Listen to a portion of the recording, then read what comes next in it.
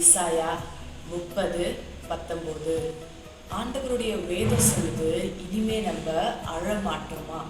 தேவன் ஏன் இப்படி இனிமே அழாத அப்படின்னு சொல்றாருன்னா, இதற்கு முன்பாக வெறும் அழுகையை மாத்திரம் பார்த்து கொண்டிருக்கிற நமக்கு ஆண்டவர் ஒரு வார்த்தையை சொல்றார். ஒரு வார்த்தை மூலமாக தேவன் உங்களுக்கு பலப்படுத்துறார்.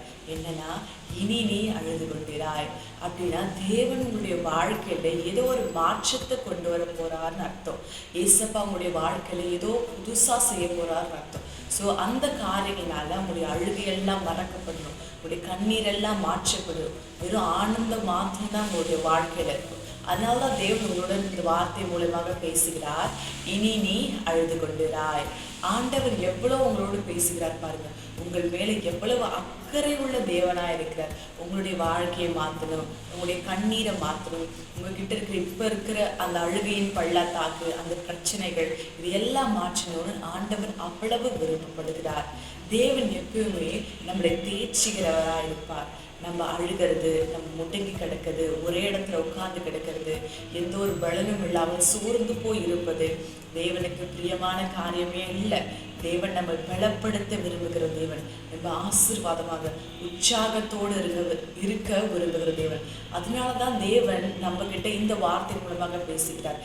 இனி நீ அழுது கொண்டிராய். நீங்க அழுகையை மாத்திரம் பார்த்து கொண்டிருக்கிற ஒரு நபரா இருக்கலாம். எப்பவுமே அழுக மாத்திரம்தான். நான் விவரம் தெரிஞ்சதுலேருந்து வெறும் அழுக மாத்திரம்தான். எந்த ஒரு சந்தோஷத்தையும் எந்த ஒரு ஆனந்தத்தையும் நான் ருசிச்சு பார்த்ததே இல்லை. வெறும் அழுகையை மாத்திரம் பார்த்துருக்கேன் அப்படின்ட்டு நீங்க இருக்கலாம். ஒருவேளை இப்ப இருக்கிற சிச்சுவேஷன், இப்ப இருக்கிற நீங்க இருக்கிற சூழ்நிலை வெறும் அழுக மாத்திரம் சூழ்ந்திருக்கலாம். உங்களுக்கு ஹெல்ப் பண்ண ஆள் இல்லாம இருக்கலாம், விசாரிக்க ஆள் இல்லாம இருக்கலாம். நீங்க ஒருவேளை ஒரு வியாதியில இருக்கலாம், ஒரு பிரச்சனையில இருக்கலாம், ஏதாவது மனிதர்களால உங்களுக்கு பிரச்சனையா இருக்கலாம், இல்லை வேற ஏதாவது சூழ்நிலைனால நீங்க பிரச்சனையால சூழ்ந்து கொண்டு இருக்கலாம். இப்படி எதுவா வேணா இருக்கட்டும், அந்த காரியங்கள் உங்களை அழுகைக்குள்ள தள்ளி இருக்கலாம். உங்களால் மீண்டு எழுப்பு வர முடியாத ஒரு அழுகையா இருக்கலாம், ஒரு பிரச்சனையா இருக்கலாம்.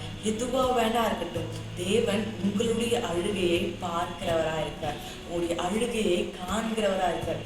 நம்முடைய கண்ணீரெல்லாம் அவர் துருத்தியில் சேர்த்து வைத்திருக்கார் அப்படின்னு வசனம் சொல்லி.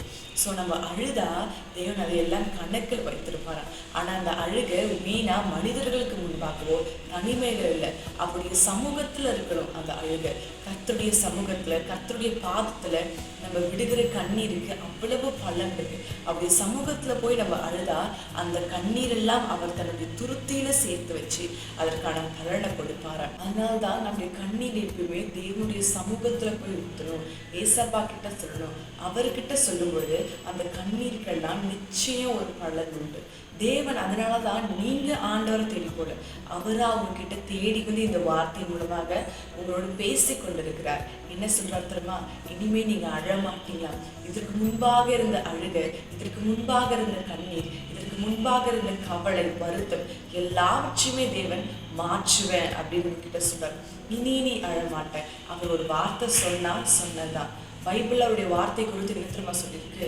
வானமும் பூமி ஒழிந்தாலும் ஒழியுமா, அவருடைய வார்த்தையில ஒரு ஓரம் கூட அழியாத, ஒரு ஓரம் கூட ஒழியாத, எது ஒன்றுமே அவமாய் போகாதா. அப்படிப்பட்ட வார்த்தை மூலமாக தேவன் உங்களோடு பேசி கொண்டிருக்கார். உங்களுடைய கண்ணீர் எல்லாம் அவர் கணக்கில் வைக்கும்படி அதை அவருடைய சமூகத்தை போய் இங்க செலவிடுங்க. மனிதர்கள் கிட்ட சொல்லாதீங்க, உங்களை வீக்கு நினைப்பாங்க. நீங்களே ஒரு மூலையில உட்காராதீங்க, அதுல ஒரு பிரயோஜனம் இல்லை. ஆனா இதே தேவனுடைய சமூகத்துல போய் நீங்க அந்த கண்ணீரை விட்டீங்கன்னா தேவன் கட்டாயம் அதற்கான பலனை கொடுப்பார். அவர் அவங்களோட பேசிட்டு இருக்கார். இனி நீ அழுக மாட்ட அப்படின்னு என்ன? ஆண்டவருடைய வாழ்க்கையை மாற்ற போகிறார், அதிசயத்தை செய்ய போகிறார், அற்புதத்தை செய்ய போகிறார், பெரிய பெரிய காரியங்களை செய்ய போகிறார். இனிமே நீங்க சந்தோஷமா இருக்க போறீங்க, தைரியமா இருக்க போறீங்க. இப்போ தேவனுடைய ஜெபிப்போம். ஆண்டவரே, இந்த அழுகையை மாத்திரம் நீங்க சொல்லியிருக்கீங்க. ஆண்டவரே, இந்த அழுகையை மாத்துங்க, என்னுடைய பிரச்சனையெல்லாம் போகுங்க, என்னுடைய இருதயத்தை சந்தோஷத்தினால் நிறைத்தருளுங்க அப்படின்னு தேவன் கிட்ட ஒரு விசை நம்ம எல்லாரும் ஜெபிப்போம். ஜெபிப்போமா? பரிசுத்தரே, கிறிஸ்து இயேசுவே, ஜீவனன் விரணானவரே, உமக்கு நன்றியப்பா.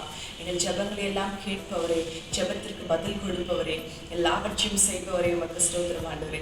இப்பொழுது நீர் ஜனங்களோடு பேசுகிற இந்த வார்த்தைக்காக நன்றி ஆண்டவரே. இனி நீ அழுது கொண்டிராய் என்று உங்களுடைய வார்த்தை மூலமாக பேசியிருக்கிறீர் ஆண்டவரே. அப்பா, இந்த வீடியோ பார்க்குற எல்லோரும் அப்பா, யார் யாரெல்லாம் பார்க்குறாங்களோ, என்னென்ன அழுகையில் இருக்காங்களோ, என்னென்ன பிரச்சனை இருக்காங்களோ, இயேசுவின் நாமத்தில் அதெல்லாம் அவர்கள் வாழ்க்கையிலிருந்து மாறுவதாக. அப்பா, அவர்களுடைய பிரச்சனை இயேசுவின் நாமத்தில் மாறுவதாக. அந்த அழுகையின் பள்ளத்தாக்கு இயேசுவின் நாமத்தில் மாறுவதாக. சண்டைகள் இயேசுவின் நாமத்தில் மாறுவதாக. குழப்பங்கள் இயேசுவின் நாமத்தில் மாறுவதாக. எல்லா காரியங்களும் இயேசுவின் நாமத்தில் மாறுவதாக. அப்பா, அவர்கள் இருக்கிற சூழ்நிலை, அவர்களை அமிழ்த்தி கொண்டிருக்கிற சூழ்நிலை இயேசுவின் நாமத்தில் மாறுவதாக. திகைத்து நிற்கிற ஜனங்களுடைய சூழ்நிலை இயேசுவின் நாமத்தில் மாறுவதாக. வழி உண்டாவதாக. அந்த கண்ணீர் எல்லாம் மாறட்டும் ஆண்டவரே. அந்த கவலை எல்லாம் மாறட்டும் என் தேவனே. தகப்பனே செய்வீராக, ராஜாவே செய்வீராக, கிறிஸ்து இயேசுவே செய்வீராக. உங்களை விசுவாசிக்கிற ஒவ்வொருவருடைய ஜனங்களுடைய வாழ்க்கையிலும் அற்புதம் நடக்கட்டும் என் தேவனே. இப்பொழுதே அற்புதம் நடக்கட்டும் என் தேவனே. இயேசுவின் நாமத்தில் அற்புதம் உண்டாவதாக. இந்த வீடியோவை யார் யாரெல்லாம் பார்க்குறாங்களோ, யார் யாரெல்லாம் விசுவாசத்துடன் பார்க்கிறார்களோ அவர்களுக்கு அந்த நன்மை உண்டாவதாக. இன்றைக்கு அவருடைய அழுகை இயேசுவின் நாமத்தாலே மாறுகிறது ஆண்டவரே. நீ மாற்றுவீர் ஆண்டவரே. அப்பா, அநேக பேர் சந்தேகத்தோடு பார்க்கிறார்கள் என் தேவனே. இல்லை ஆண்டவரே, அவர்களோடு நீ பேசிக் கொண்டிருக்கிறீர் தேவனே. நீங்க சந்தேகப்படாதீங்க. தேவன் உங்களுடன் பேசிக் கொண்டிருக்கார். இன்றைக்கு உங்களுடைய அழுகையை மாற்றுவார். இன்றைக்கு உங்களுடைய கண்ணீரை துடைப்பார். இன்றைக்கு உங்களுடைய இருதயத்தை ஆனந்தினால் நிறைத்தருளுவார். அதற்காக உமக்கு நன்றி அப்பா. அதற்காக உமக்கு ஸ்தோத்திரம் அப்பா. இஸ்மக ராஜாவே உமக்கு நன்றி ஆண்டவரே. ஜனனுடைய அழுகையை மாற்றுகிறீர், கண்ணீரை மாற்றுகிறீர், கவலையை போக்குறீர். இன்றைக்கே அவர்கள் விடுதலை பெற்றுக் கொள்கிறார்கள். இன்றோடு அவருடைய அழுகை எல்லாம் மாறுகிறது. இனிமே அவருடைய முகத்திலே சந்தோஷம் மாத்திரம் இருக்கிறது. இந்த அழுகை எல்லாம் மாறுகிறது. எல்லாம் பழையவை எல்லாம் கடந்து போயின, எல்லாமே புதிதாகின என் தேவனே. புதிய காரியத்தை ஜனங்களுடைய வாழ்க்கையை செய்கிறீரப்பா. அதற்காக உமக்கு நன்றி, உமக்கு நன்றி, உமக்கு நன்றி அப்பா. இது செய்கின்ற ஒவ்வொரு காரியத்திற்காகவும் நன்றி. அழுகு நன்றி, கண்ணீரை மாற்றத்திற்காக நன்றி அப்பா. வியாதியை மாற்றத்திற்காக நன்றி. எல்லாவற்றையும் மாற்றத்திற்காக உமக்கு ஸ்தோத்திரம் அப்பா. நீ செய்கின்ற ஒவ்வொரு காரியத்திற்காக உமக்கு நன்றி செலுத்துகிறேன். உடைய பலன் கூட இருக்கட்டும். உடைய துருவமே, சத்துவமே, அடைக்கலமே ஜனங்களோடு இருந்து சகலத்தையும் செய்வதற்காக நன்றி அப்பா. இயேசுவின் நாமத்தினாலே இன்றோடு எல்லோருடைய அழுகையும் மாறிவிட்டதப்பா.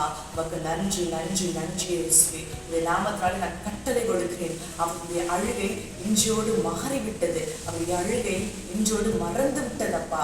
அதற்காக உமக்கு நன்றி, நன்றி, நன்றி, நன்றி அப்பா. அப்படியே ஜெபத்தை கேட்டதற்காக, அதை நிறைவேற்றினதற்காக உமக்கு நன்றி செலுத்துகிறேன் அப்பா. இயேசு கிறிஸ்துவின் நாமத்தால் ஜெபிக்கிறேன். ஜெபம் கேளும் ஜீவனுள்ள நல்ல பிதாவே. ஆமென், ஆமென், ஆமென்.